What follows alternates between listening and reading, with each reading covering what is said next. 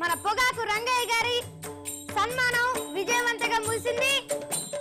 మరి ఎందరో మహానుభావులు, అందరికీ వందనాలు. ముందుగా అసలు ఈ సన్మానానికి ఒప్పుకున్నందుకు శ్రీ పొగాకు రంగయ్య గారికి నా ధన్యవాదాలు. మరి అదే విధంగా ఈ సన్మాన సభ ముగిసింది. విచ్చేసిన మీ అందరికీ నా కృతజ్ఞతలు. ఏమంటారు? ఈ హడాయిలో నేను కూడా మర్చిపోయాను. మరి ఈ రోజు సన్మాన గ్రహీతలు శ్రీ రంగయ్య గారు మాట్లాడతారు. మాట్లాడటానికి ఏముంది, ఇక్కడ గిరీష్ నా దగ్గరకు వచ్చాడు. సన్మానం చేస్తా అన్న ఎంట పడ్డాడు. నేను అన్నానికి ఎంత ఖర్చు అవుద్దా అన్నాను. ఆ డీటెయిల్స్ అన్ని అవసరం లేదు సార్. ఈ సన్మానం జరిగినందుకు మీరు ఎలా ఫీల్ అవుతున్నారు? మీ ప్రతిస్పందన తెలపండి సార్. ఫీలింగ్ అంటే పెద్ద ఫీలింగ్ ఏం లేదు. పొగాకు వ్యాపారంలో డక్క మొక్కిలు తిన్నుని నాకు పెద్ద ఫీలింగ్ ఏముంటుంది.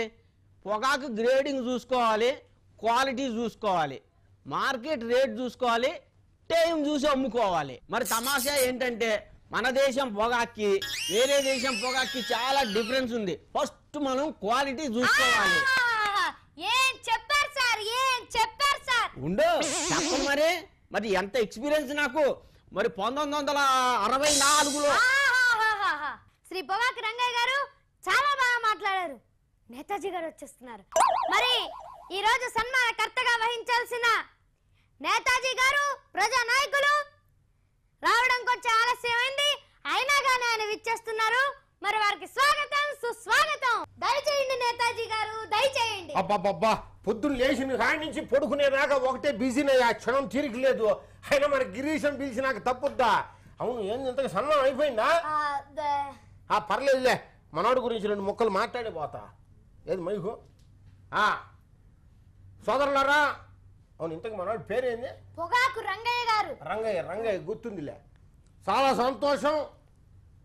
మరి ఈనాడు ఎంతమంది అభిమానులైనటువంటి ప్రజానీకం మధ్యలో కూర్చొని ఆయన యొక్క చచ్చిపూర్తి చేయించుకుంటున్నాడంటే అది చాలా గొప్ప విషయం. అందుకని చాలా అదృష్టవంతుడు మన గంగయ్య గారు. సార్ గంగయ్య కాదండి, రంగయ్య. షష్టిపూర్తి గారు మామూలు సన్మానమే. షష్టిపూర్తి కాదా? అయినా పర్లేదు. ఈ వేదిక మీద రోజు అనేక రకములైన సన్మానాలు జరుగుతూ ఉంటాయి. ఇదే వేదిక నుంచి పెద్దలు అనేక మంది చెబుతూ ఉంటారు. ఆయా రంగాల్లో నిష్ణాతులైనటువంటి వ్యక్తుల్ని సన్మానించుకోవటం అనేటువంటి చాలా అభినందనీయం, చాలా సంస్కారవంతమైనటువంటి విషయం. మరి అలాగే తెలకపిండి వ్యాపారంలో తనదైన శైలిలో రాణించి నెంబర్ 1 అనిపించుకున్నటువంటి మహనీయుడు మన తెలకపిండి సింగయ్య. ఆ పేరు రంగయ్య అండి. నేను చేసే తెలకపిండి వ్యాపారం కాదు, పొగాకు వ్యాపారం. అదే విషయం నేను చెప్తున్నా. మరి మంగయ్య గారు లాంటి వాళ్ళు చేసేటువంటి వ్యాపారాలు సామాన్యమైనటువంటి వ్యాపారాలు కాదు. ఇకపోతే ఏంటి పోయేది? నేను పోవాలి. మంగయ్య బుద్ధి లేకపోతే సరే. మరి పాలు సంపూర్ణ ఆరోగ్యం అని మనందరం చిన్నప్పుడు చదువుకున్నాం కదా. ఆ పాలు సమృద్ధిగా ఇవ్వాలంటే గేదెలకి, ఆవులకి తెలకపిండి కావాలి కదా. ఆ తెలకపిండిని మనకి సప్లై చేసేటువంటి వ్యాపారస్తుడు ఈ సంగయ్య గారు మరి గొప్పవాడు కాదా అని నేను సభాముఖంగా ప్రశ్నిస్తున్నాను. ఊరి దేవుడు, ఈ తెలకపిండి ఏంటి, అసలు ఈ సంగయ్య ఎవడు? నాకు పిచ్చెక్కిపోతా ఉన్నాడు ఆయన. మరి ఏ దేశమైనా బాగుపడాలంటే ఆ దేశ సరిహద్దులు చాలా ముఖ్యం. మన దేశాన్ని మనం కాపాడుకోవాలా. అటు పాలస్తీనాలో కానీ ఇటు మన పాత బస్తీలో కానీ ప్రజలంతా సుఖంగా ఉండాలా. అదే మన విధానం. మరి నేపాల్లో అయితేనేమి, శ్రీలంకలో అయితేనేమి, మన ఇటు బంగ్లాదేశ్లో అయితేనేమి ప్రజలంతా సుఖంగా ఉండాలా, అభివృద్ధి చెందాలా. మరి అటు అభివృద్ధి చెందాలంటే పారిశ్రామికవేత్తల, వ్యాపారస్తుల కృషి చాలా అవసరం. మరి అటువంటి గొప్ప వ్యాపారస్తుల్లో మన అంకయ్య గారు కూడా ఉన్నాడు అనేటువంటి విషయాన్ని సభాముఖంగా మనవి చేసుకుంటా ఉన్నా. ఎవరు అంకయ్య? అనవసరంగా 50,000 రూపాయలు ఇచ్చి సన్మానం పెట్టించుకున్నాను. నాది బుద్ధి తక్కువ. మరి ఏదేమైనప్పటికీ మరి దేశ ప్రజానీకం అంతా చాలా అప్రమత్తంగా ఉండాల్సినటువంటి అవసరం ఉంది. ఉగ్రవాదాన్ని ఎదిరించడమే కాకుండా మరి రైతులు ఆత్మహత్యలు చేసుకోకుండా చూడాల్సినటువంటి పరిస్థితి ఎంతైనా ఉంది.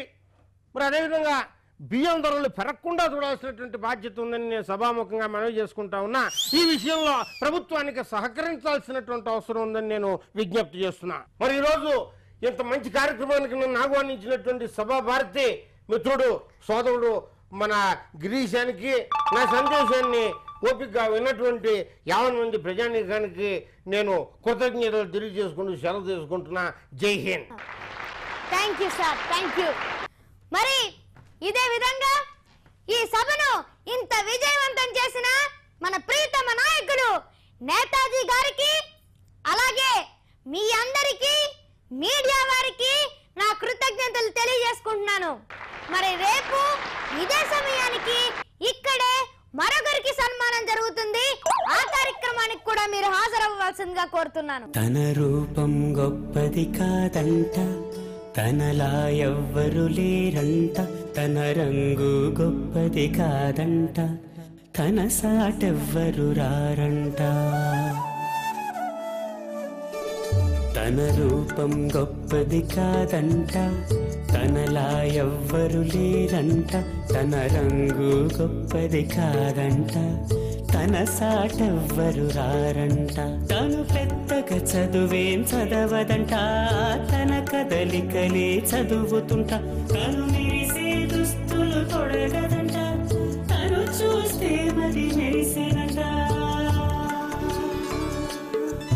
తన రూపం గొప్పది కాదంట, తనలా ఎవ్వరు లేరంట, తన రంగు గొప్పది కాదంట, తన సాట